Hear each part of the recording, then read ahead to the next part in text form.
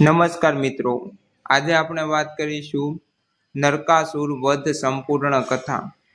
પ્રાગ જ્યોતિષપુરનો રાજા નરકાસુર ખૂબ શક્તિશાળી અને ક્રૂર દૈત્ય હતો।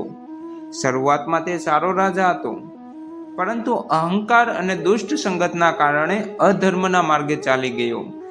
નરકાસુરે દેવતાઓ અને ઋષિઓને ત્રાસ આપવાનું શરૂ કર્યું।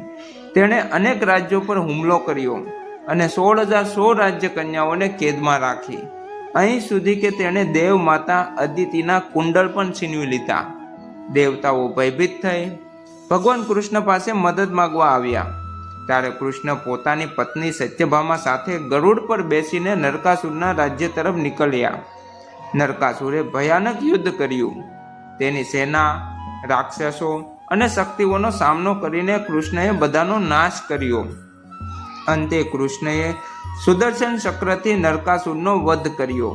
મૃત્યુ પહેલા નરકાસુરને પોતાની ભૂલ સમજાય, તેણે ભગવાન પાસે માફી માંગી અને વિનંતી કરી કે તેના મૃત્યુનો દિવસ લોકો આનંદથી ઉજવે।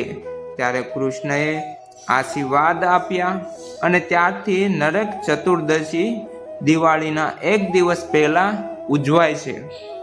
પછી કૃષ્ણએ તમામ કેદ કરાયેલી રાજકન્યાઓને મુક્ત કરી અને તેમને સન્માન આપ્યું।